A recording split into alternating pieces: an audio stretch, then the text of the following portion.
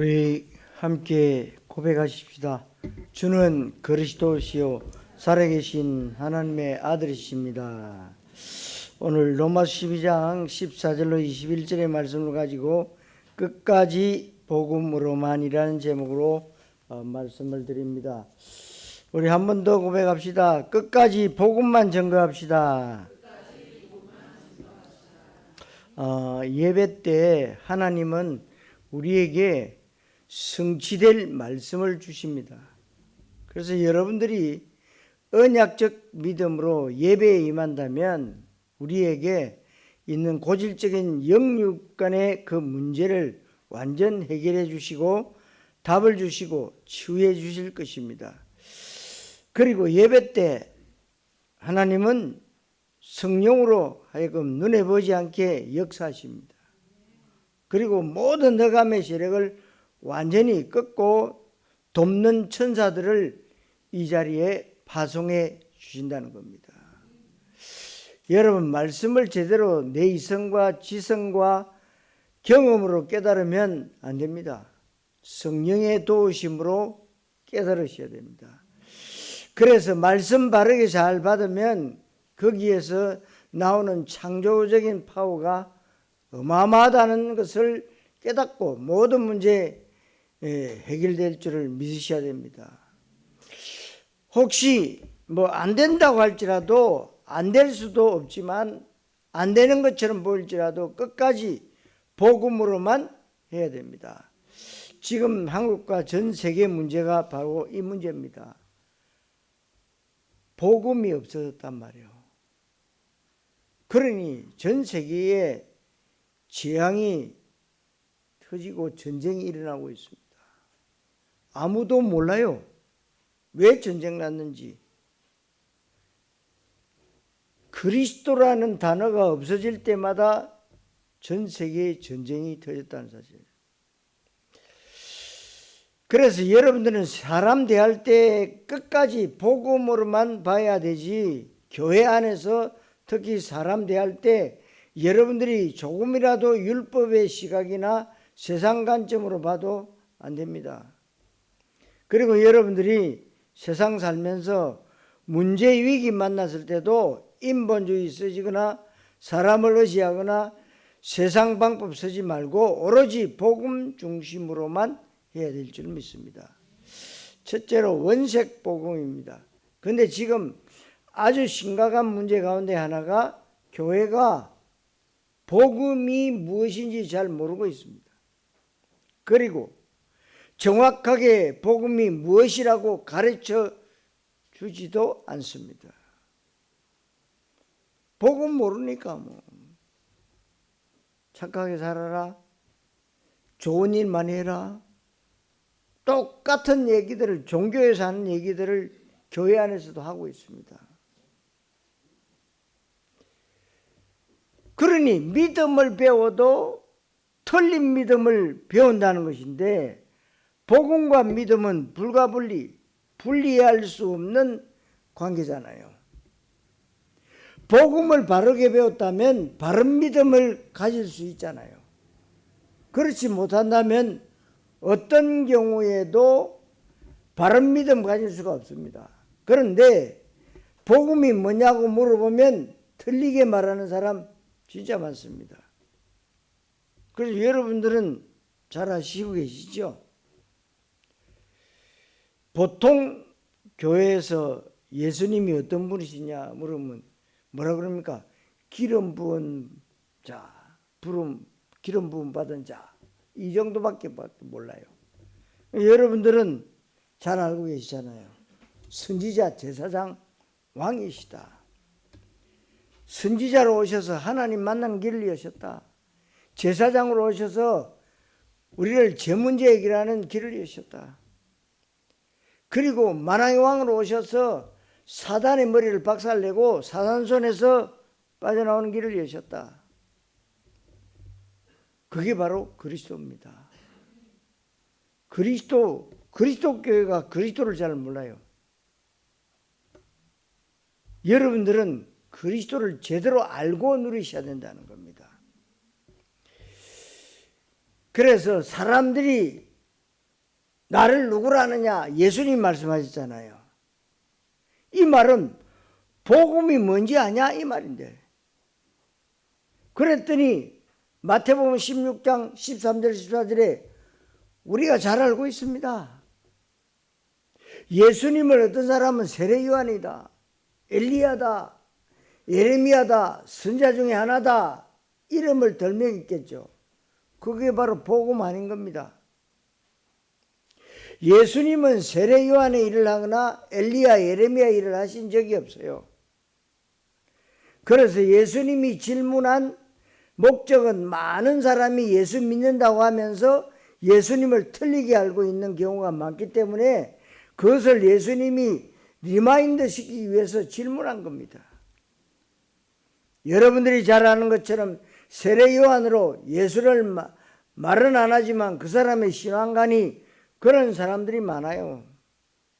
세례 요한처럼 외치고 부르짖고 계획을 말하고 정의를 말하고 민주화를 말하고 노동자 해방을 말하는 이게 전부 세례 요한과 같은 해방운동입니다. 교회는 그런 일을 할 필요 전혀 없습니다. 복음만 말하는 곳이 교회가 되어야 되는 겁니다. 그래서 예수를 세례 요한처럼 알고 있는 사람은 복음을 틀리게 알고 있는 겁니다. 끝까지 복음으로만 한다는 말은 이렇게 하지 말라는 거예요. 하지 말라. 그리고 마태복음 17장 1절에서 8절에 보니까 변화산에서 예수님이 나타났는데 거기에 엘리야와 모세도 나타났을 때 베드로가 초막셋을 짓되 하나는 주를 위하여, 하나는 모세를 위하여, 하나는 엘리야를 위하여 하리이다 그랬어요. 이 말은 예수님을 모세와 엘리야와 동급으로 취급했다는 것입니다. 그 말은 예수님이 중요하지만 모세도 엘리야도 중요하다는 말인데 완전 틀린 거죠. 예수님만 그리스도이시고 복음이에요. 모세와 엘리야는 예수님을 설명하는 그림자로 쓰임받는 겁니다. 여러분, 그래서 모세 그러면 율법의 대표자잖아요. 엘리야 그러면 신비의 대표자지 않습니까? 그래서 지금 교회의 율법과 신비가 되게 많은 것인데 복음은 아니고 섞인 복음이에요. 그리스도 되시는 예수님은 그 어떤 것과도 섞일 수가 없는 거예요. 왜 이게 중요하냐? 결론 부분에 말씀드릴 텐데 복음에 조금이라도 다른 것이 섞이면 절대로 사탄 마귀를 이길 수가 없고 영적 문제 해결할 수가 없습니다. 그래서 사도 바울은 갈라디아 교인들에게 갈라디아 1장 7절 8절에 다른 복음을 따르지 말라 그랬어요. 하늘에서 내려온 천사라고 할지라도 내가 너희에게 전한 복음 외에 다른 복음을 전하면 저주를 받을 것이다. 다른 복음이 많다는 겁니다. 그래서 여러분들이 늘 고백하는 예수는 그리스도십니다. 그게 복음이에요. 그 다른 복음이 뭐냐? 바르게 살아라. 이게 다른 복음인데 거의 좋은 소식이 아니냐? 바르게 살아서는 사탄을 꺾을 수가 없어요. 하나님 만날 수가 없습니다. 죄와 저주 문제를 해결할 수 없는 겁니다. 그러면 바르게 살지 말라는 말이냐? 그건 기초고 기본이죠. 그래서 바르게 살라는 것은 윤리 교과서지 복음은 아니라는 겁니다. 다른 복음이 뭐냐? 다른 사람들에게 헌신 봉사를 많이 하라 그러는데 아니라는 거죠. 예수님은 다른 사람들에게 헌신 봉사하라고 말한 것 같지만 예수님은 그리스도 사역을 하셨습니다. 다른 복음이 뭐냐? 경건, 인격, 윤리가 훌륭해야 된다. 남들보다 더 정직하고 남들보다 더 모델적으로 살아야 된다. 그리고 정말로 겸손하게 다른 사람들을 섬기고 양보하고 배려하고 이렇게 착하게 진실되게 살아야 된다. 그러는데요. 그건 도덕 교과서지 복음은 아닙니다. 그런데 복음이 이제 둔갑됐단 말이에요. 이렇게 살아야 믿음이 좋다고 그래요. 참 이상하지요. 둔갑이 됐단 말이에요.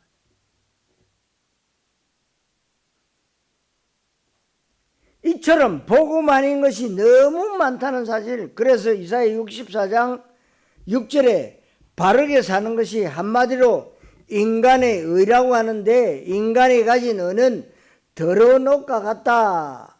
여러분, 더러운 옷은 버립니다. 빌립보 3장 9절에도 내가 가진 의라고 하는 것은 율법을 잘 지키면서 올 수 있는 것이 아니고 그리스도를 믿는 믿음으로 말미암은 것이다 그랬어요. 로마서 1장 17절에는 복음에는 하나님의 의가 나타나지, 인간의 의가 나타나지 않는다 그랬어요. 여러분, 그래서 복음 외에 다른 것들 그냥 보면 훌륭하게 보이고 멋있어 보이고 아름다워 보이고 맞는 것처럼 보입니다. 모든 사람들이 박수치고 칭찬할 만큼 그럴 때 보이지만 복음 아닙니다. 아유, 저 교회 목사님 참 훌륭해. 복음 아니에요.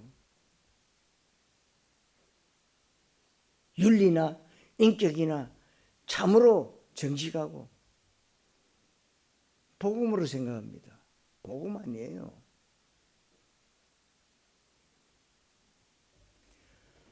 복음은 예수님만이 인간이 해결할 수 없는 하나님 떠나서 생긴 죄와 마귀와 지옥 문제를 해결하신 그리스도이시다. 이겁니다. 그래서 예수님이 다시 질문한 거예요. 지금 많은 사람들이 나를 틀리게 알고 있지 않느냐? 복음 틀리게 알면 세상을 살릴 수가 없고 마귀를 이길 수가 없다. 그렇다면 너희는 나를 누구로 아느냐? 이게 이제 제자들에게 물어본 거죠. 이게 마태복음 16장 15절에 예수님의 질문인데, 이 질문에 바르게 신앙 고백한 여러분들과 제가 만난 거예요. 그래서 16절에 주는 그리스도시요 살아계신 하나님의 아들이십니다. 그게 복음이에요.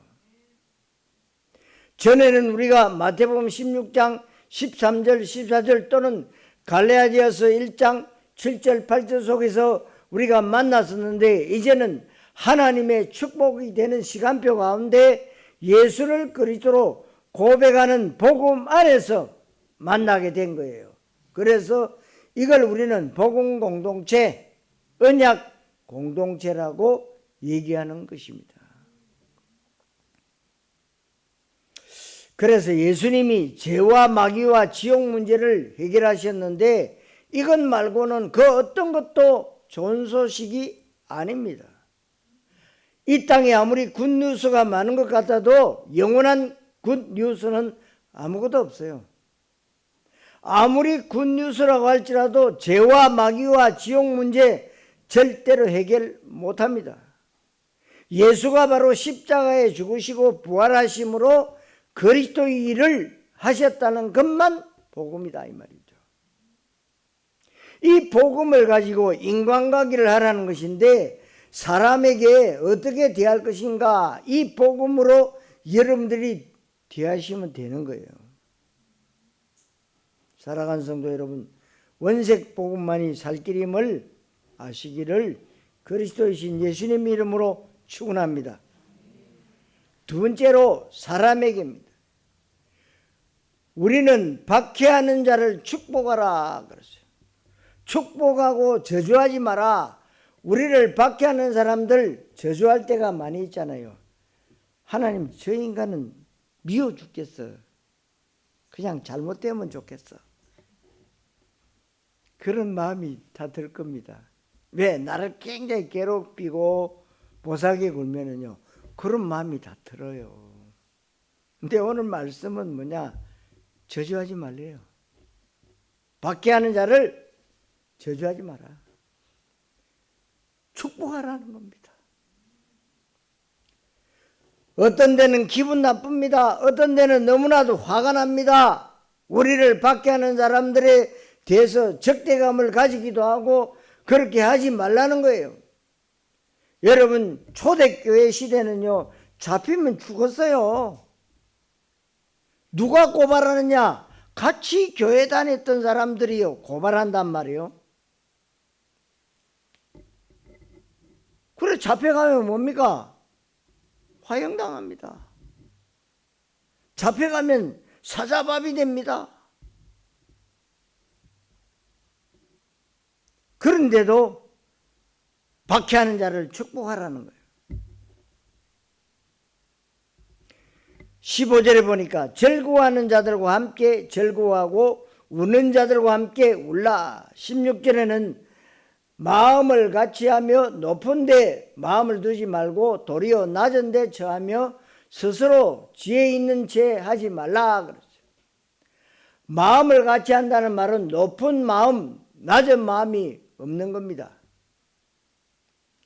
같은 마음인데 같은 마음이니까 누가 잘나고 누가 못나고가 없다는 겁니다. 그런데 우리는 사람이기 때문에 예모를 보는데 예모를 보는 것이 나쁜 건 아닙니다. 그런데 예모를 보면서 동시에 하나님처럼 중심을 좀 볼 수 있어야 돼요. 그래서 같은 마음을 품으라. 그리고 17절에 아무에게도 악을 악으로 갚지 말고 모든 사람 앞에서 선한 일을 도모하라 그랬어요. 마지막 21절에도 악에게 지지 말고 선으로 악을 이기라 그랬어요. 그러면 선이 뭐고 악이 뭐겠습니까? 세상 개념에 선과 악이 있는데 그것과 성경이 말하는 선과 악은 전혀 다릅니다. 성경이 말하는 선은 복음이에요. 성경이 말하는 악은 뭐냐? 창세기 3장 영향 아래에 있는 모든 것이 악입니다. 그래서 이 선은 하나님 그리스도와 관계 있는 것이고 악은 사탄과 관계가 있는 겁니다. 그렇다면 아무리 귀중한 것도 하나님 안 믿으면 그게 바로 악이라는 겁니다. 아유, 저분은 정말 교회는 안 다니지만 너무나도 착해. 저런 분은 천국 가져야 돼. 그럽니다. 세상 사람들이. 왜? 아니 그렇게 열심히 일해가지고 돈 벌어서 쌀 사서 어려운 가정들 돌아다니면서 살포대 자기도 못 살면서 저런 사람들은 교회는 안 다니지만 천국은 가져야 돼. 맞습니까? 여러분, 천국은 착한 일 한다고 가는 게 아니에요. 호적이 바뀌어야 가는 거예요. 여러분, 우평강도 좌평강도 당신의 나라에 갈 때 나를 기억해달라 회개할 시간도 없었습니다. 그런데 예수님은 너가 오늘 나와 함께 낙원에 있으리라. 착한 일인 게 아니라 당연히 사형받아 마땅할 인간인데요. 여러분, 이만큼 뭡니까? 성경이 말씀이 말하는 악, 세상 사람들이 말하는 악이 다르다는 거예요.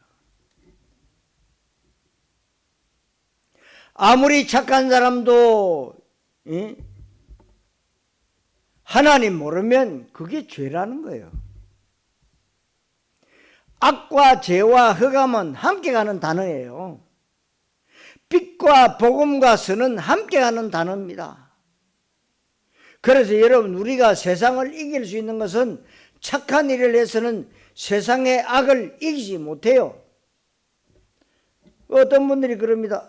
저 집안은 참 법 없이도 사는 집안인데 왜 저렇게 우환이만 끊이질 않냐. 여러분 주위에 그런 분 계십니까? 저분 너무나도 착한데 왜 저 가정에는 저렇게 우환이 끊이지 않나. 여러분 마귀가 착하다고 봐주지 않아요. 우리가 불쌍한 사람 도와줘서는 불쌍한 사람의 저주를 해결해 주지 못하잖아요. 그래서 우리는 끝까지 그리스도만 해야 되고 그게 선으로 악을 이기는 겁니다. 무슨 말인가 알겠습니까? 18절에 할 수 있거든 너희로서는 모든 사람과 더불어 화목하라. 모든 사람 이해가 되시죠? 모든 사람 속에 내 마음에 안 드는 사람, 나와 성향과 기질이 틀린 사람, 그런 사람 우리 쉽게 교제하기가 힘들지 않습니까? 나는 내성적인데 저 사람은 되게 외향적이면 잘 안 맞아요. 여러분들이 모든 사람과 화목해야 된다 그랬어요. 어떤 사람은 너무 나와 성향이 안 맞아요. 세상에 얼마나 이상한 사람 많은데 얼마나 나와 다른 사람이 많은지, 얼마나 세상에 진짜로 악한 사람들 많습니다.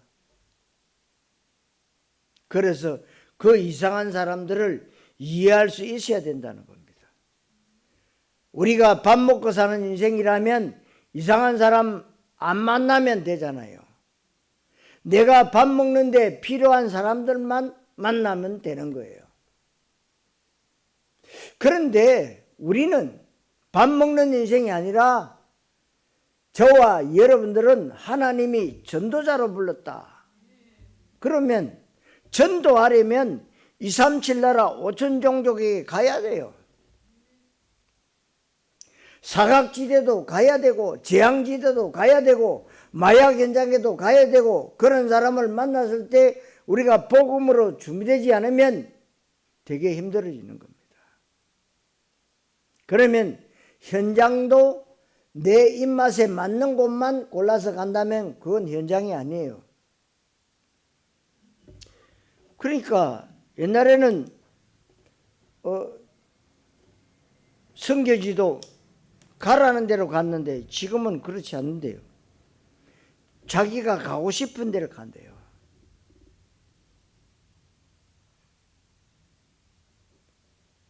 그러니까 뭐 동남아 가보면은 막 한 곳에 굉장히 많은 사람이 몰려 있습니다. 왜? 거기는 편하거든. 그래서 저 비행기 타고 멀리 가는 그런 데는 돈이 비싸단 말이에요. 그리고 소식을 빨리빨리 전하고 뭔가를 좀 이렇게 받아야 되는데 못 받으니까요. 가까운 데를 가요. 가서 뭐 하느냐? 언어 공부하고 있어요. 왜? 말은 맞잖아요. 언어가 통해야 복음 전할 거 아닙니까? 그러니까 언어 공부하다가 선교사 일을 마치는 거예요. 마치면 어디로 가느냐? 언어 공부했기 때문에 자기가 원하는 나라로 또 가요. 미국이라든지 뭐 캐나다라든지. 왜? 살기 좋으니까. 그러나 그리스도께서 가라고 하면 우리는 가는 거예요. 그런데 거기서 누구를 만날지 모릅니다. 그런데 내가 진짜 복음 마인드로 준비되어 있다면 이상한 사람 만나도 괜찮아져요. 왜냐? 세계복음화 때문에. 그런데 하물며 우리 지체들끼리 이상하다고, 내 마음에 안 맞는다고, 이건 세계복음화하는 것이 아니라 거짓말이에요. 그래서 원수 갚는 것 하지 마라. 여러분들 지금 나오는 모든 연속곡이나 영화는 전부 원수 갚는 거예요. 그래서 얼마나 나쁜 짓 하는 사람들을 미화시켜가지고 제가 때려 죽여야 되는데, 보는 사람들이 뭡니까? 죽여, 저 나쁜 놈, 저 나쁜 년. 그러면서 연속극이 또 끝나면 다음이 또 궁금해. 근데 보면은 그 나쁜 짓을 열심히 하다가 끝날 쯤 되면은 흐지부지 그래 끝나버려요. 사람들이 굉장히 좋아해요.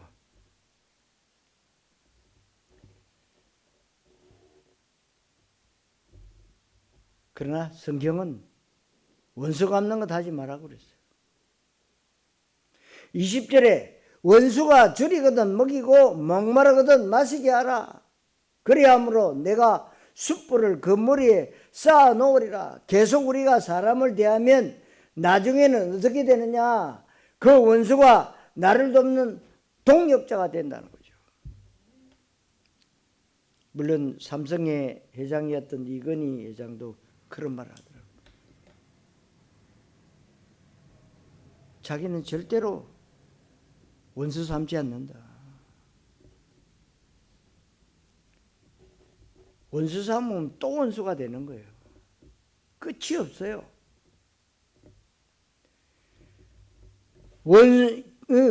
원수처럼 여겨지는 그 사람인데 끝까지 복음으로 대해주고, 그래서 여기 숯불을 머리에 쌓아 놓는다는 말은 숯불을 머리에 쌓으면 뜨겁고 얼굴이 벌개지잖아요.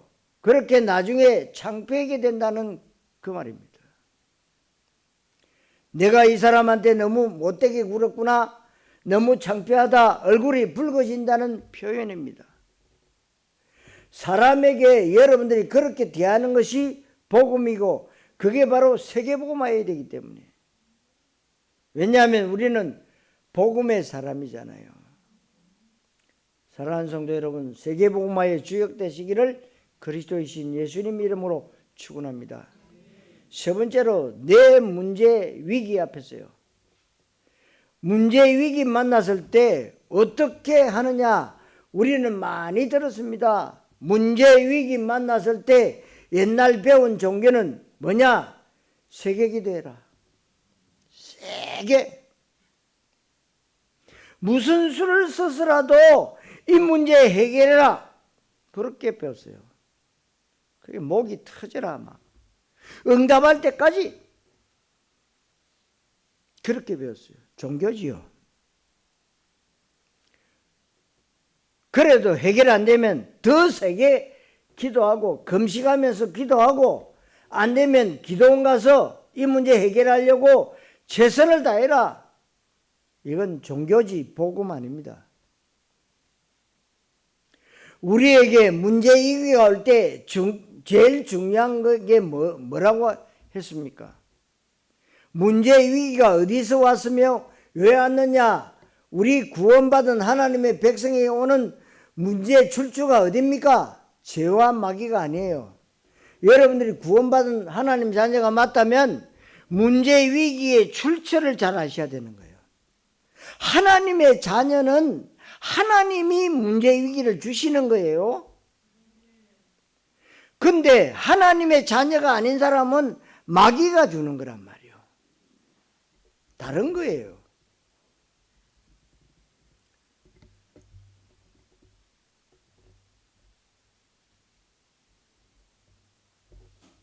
마귀가 주는 문제 아니라 하나님으로부터 온 것이기 때문에 문제 해석을 잘해야 돼요. 그렇다면 문제가 하나님으로부터 온 것이 맞다면 하나님의 계획이 있겠구나, 문제 해석을 하는 것입니다. 그렇다면 문제 해결해 달라고, 이 위기를 벗어나게 해달라고 틀린 기도한 것이고 문제 해석을 잘못한 겁니다. 문제 해석을 바르게 했을 때 하나님의 언약의 이유가 있기 때문에 하나님이 주신 것이구나 믿는다면, 하나님의 계획이 무엇인지, 왜 하나님이 이 문제를 주셨는지를 기도해야 됩니다. 하나님, 이 문제 사건 속에 하나님의 계획이 무엇입니까? 물어보셔야 돼요. 그러면 문제를 대하는 태도가 달라지죠. 그것을 언약 기도라고 하고 문제 붙잡고 기도하는 것을 종교 기도라고 하는 겁니다. 종교 기도는 오로지 문제 해결이고 언약 기도는 문제를 통한 하나님의 뜻이 성취되길 기도하는 것입니다. 그러니까 문제 바라보는 관점이 다른 겁니다. 지금 얼마나 문제가 많이 있습니까?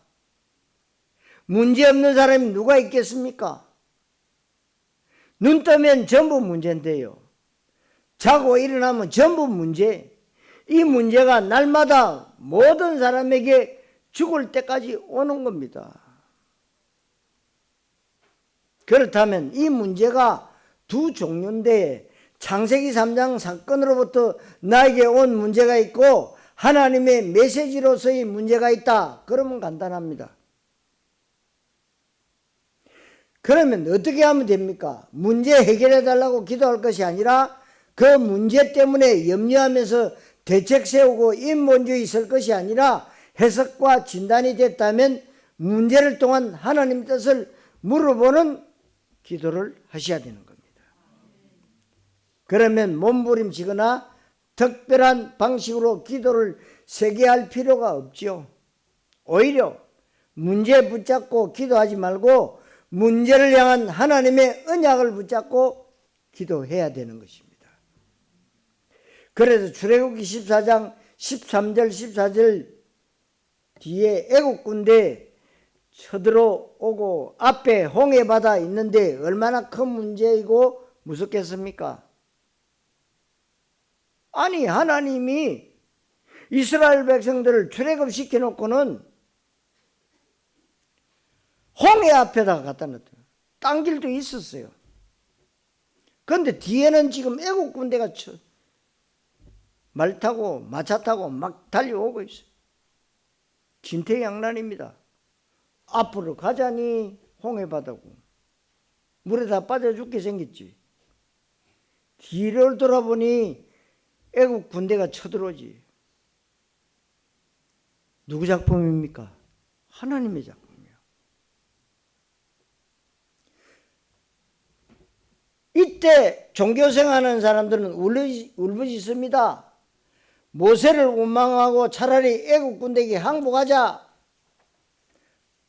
하나님을 원망합니다.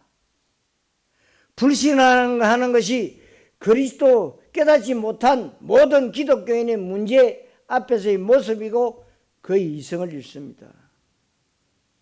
오두방정을 떨고 몸부림치면서 살려달라고 문제 해결해달라고 기도합니다. 그런데 문제입니까? 아닙니까? 하나님이 일부러 홍해바다 앞으로 오게 하고 일부러 바로왕의 마음을 강팍하게 해서 쫓아오게 하신 것인데요. 하나님이 이스라엘 백성들을 기껏 출애굽시켜놓고 홍해바다에 빠져 죽게 하겠습니까? 광야 생활과 광야 응답과 가나안 땅을 준비해놨는데요. 그런데 무엇하면 됩니까? 출애굽기 14장 13절 14절에 너희는 가만히 서서 오늘 여호와께서 너희를 위하여 행하시는 구원을 보라. 너희가 본 애굽 사람을 너희가 다시는 보지 못할 것이요 여호와께서 너희를 위하여 싸우시리니 너희는 가만히 있을지니라. 이게 가만히의 비밀입니다. 또 이 여호사밧이라는 사람이 똑같은 문제를 만났고 전쟁이 일어났어요. 왕인데 얼마나 두렵겠습니까? 이때 여호사밧 왕이 백성들한테 얘기합니다. 역대하 20장 17절에 이 전쟁에는 너희가 싸울 것이 없다. 왜? 싸워봤자 안 되는 겁니다.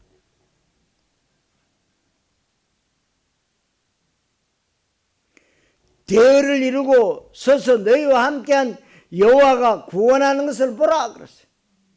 하나님이 함께하면서 어떻게 구원하는지를 보라. 이게 바로 문제 앞에서 우리의 모습이 되어야 되는 겁니다. 여러분 지금 문제 많이 있고 교회적으로도 어려움이 많이 있지만 하나님이 어떻게 하시는지 보시면 됩니다. 문제를 해결되고 안 되고 우리 기준인데 문제 해결돼도 해결되는 것이고 해결 안 돼도 해결되는 것을 알 수가 있어야 됩니다. 하나님이 예스라는 응답을 줘도 예스고 노라는 응답을 줘도 예스입니다.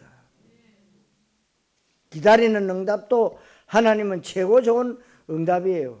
왜 하나님 내게 응답 안 주십니까? 기다리는 응답. 깨닫는 겁니다. 스스로가. 하나님은 실수하지 않으십니다. 가장 좋은 응답으로 준비하신다는 사실을 알면 돼요. 그러면 이때부터 우리는 사람과 문제를 초월할 수 있고 영향받지 않는 절대 누림 가운데 들어갈 수가 있는 것입니다. 사랑하는 성도 여러분, 문제와 위기 앞에서 하나님의 계획을 물으시기를 그리스도이신 예수님 이름으로 축원합니다. 자, 결론 현장에서입니다. 이렇게 복음으로 저와 여러분들이 준비되어지고 훈련도 되어지고 계속해서 복음으로 체질화되어지면 그 이유는 하나입니다. 현장 가기 위한 거예요. 이 현장에서 어떻게 할 것인가? 현장을 가면 첫 번째로 현장 진단이 되지 않습니까? 아, 이 현장은 이렇구나. 어디에 영향을 많이 받고 있는가? 또 경제는 어디에서 일어나고 있는가? 또 영적으로 어디에 영향을 받고 있는가? 절간이 몇 개고 무당집은 몇 개고. 그래서 이 현장의 문제는 영적 문제구나. 영적 문제 때문에 드러난 여러 가지 모습이 있을 뿐이지 현장을 바르게 여러분들이 복음으로 볼 수 있다면 현장에서는 영적 문제구나. 하나님 떠나서 생긴 죄와 마귀의 문제에 사람들이 붙잡혀 있구나. 그래서 사도행전 8장 4절 8절에 빌립 지사가 바르게 현장을 본 겁니다. 그러면 그 현장이 영적 문제라는 사실이 보여지면 다른 것 말할 수가 없습니다. 다른 것 말하라고 해도 할 수가 없는 거예요. 바르게 보이는데 틀리게 보니까 현장에서 이상한 얘기하고 복음 아닌 것을 얘기하지, 틀린 복음을 얘기하고 인본주의 얘기하고 종교를 자꾸 얘기하는 거예요. 인간의 의를 말하고 죄를 회개하라. 네가 죄 많이 지어서 그렇다. 바르게 살아라.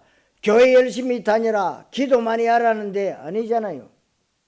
왜 나는 문제가 안 풀립니까? 그래, 혹시 네가 회개할 게 있지 않겠냐? 나 회개 다 했는데요. 생각 안 나는 까지도 회개해라. 생각이 안 나는데 무슨 회개예요? 그럼 회개 한들 문제가 해결이 됩니까? 안 되죠. 하나님의 자녀는 하나님이 그 문제를 주시고 문제 해결도 하나님이 하시는 겁니다. 복음은 예수가 그리스도 되시는 게 복음이에요.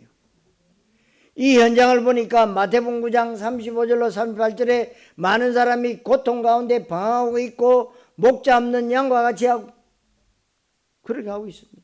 그런데 이 현장에 복음을 정확하게 말할 수 있는 일꾼이 없다는 거예요.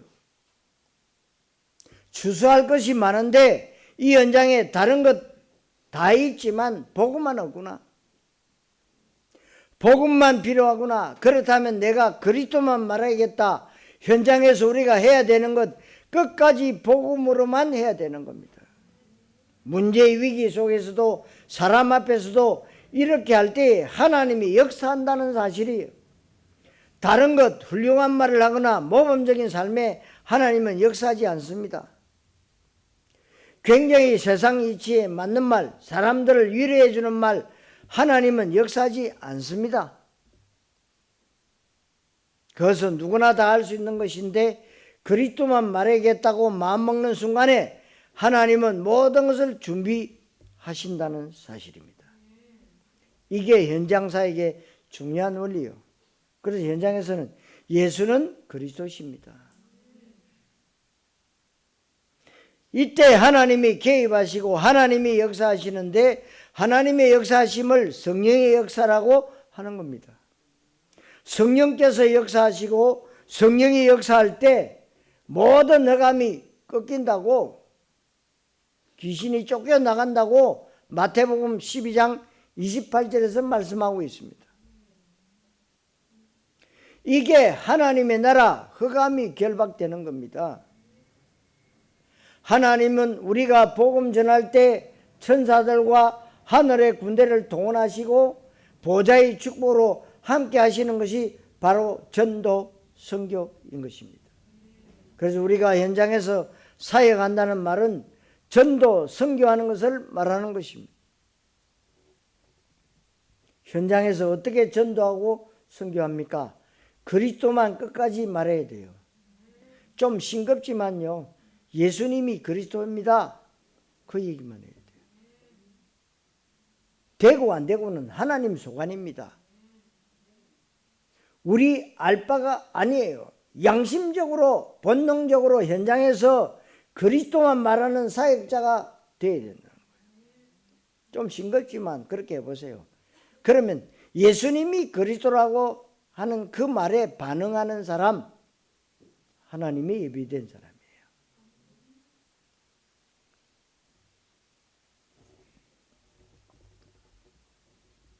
이 그리스도를 말하기 위해서 우리는 많은 것을 할 수가 있습니다. 그리스도를 효과적으로 말하기 위해서 우리는 중요한 시스템을 준비해야 되는 거예요. 그렇게 될 때 이 현장에 생명과 창조의 일이 일어납니다. 여러분 잘 생각해 보십시오. 이 땅에 그 아무리 훌륭한 것도 생명 살리지 못해요. 여러분, 그런 일 누가 해결 하겠습니까? 현장에서 눈에 보이지 않게 사람들을 멸망과 지옥으로 몰고 가고 있는 영적 문제는 원색 복음이라만 됩니다. 다른 것 조금이라도 섞이면 원색 복음 아니에요. 그래서 우리는 현장에서 복음 전하는 사람들이기 때문에 그리스도만 말할 때 이때 하나님이 역사하시는데 그것을 생명과 창조의 역사라고 하는 것입니다. 생명과 창조의 역사는 아무도 할 수 없고 아무리 좋은 것으로도 할 수가 없는 것입니다. 여러분, 생명과 창조의 일이 일어나야만 흑암을 꺾게 되는 것입니다. 그래야만 하나님의 나라가 임하는 것이고 그래야 우리가 237 5천 종족의 복음을 전할 수가 있는 것입니다. 세계복음화는 그리스도만 말할 때 주의 성령이 역사하고 성령이 역사할 때 흑암의 세력이 꺾입니다. 돕는 천사들을 통해서 하나님이 하시는 겁니다. 이걸 우리가 현장에서 복음 전할 때 이런 일이 일어나는데, 이렇게 된다면 내가 끝까지 복음으로만 대한다는 중심을 가지고 있을 때 하나님은 그때 여러분들의 인생을 완벽하게 인도하시는 겁니다. 여러분들과 관계된 곳에 하나님은 인도하시는 겁니다. 그래서 인생 작품이 된다 그 말이죠. 여러분의 미래가 작품이 되셔야 돼요. 이 비밀을 진짜로 안다면 우리는 올인할 수가 있는 겁니다. 그래서 여러분들이 예배에 올인하고 기도에 올인하고 전도 선교에 올인하고 헌신에 올인하는 겁니다. 왜? 정말 참된 가치를 알았기 때문에.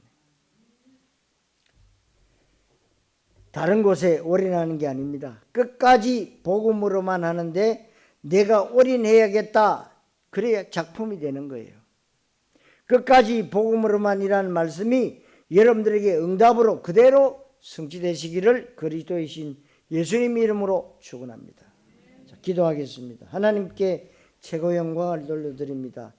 오늘 말씀을 통해서 끝까지 어떤 일이 있어도 어떤 상황 가운데서도 예수가 그리스도 되시는 원색 복음만 말할 수밖에 없는 이유를 알게 하시고 모든 사람과 문제 위기 가운데 복음으로만 그것들을 대할 수 있는 중요한 언약을 붙잡게 하심을 감사드립니다.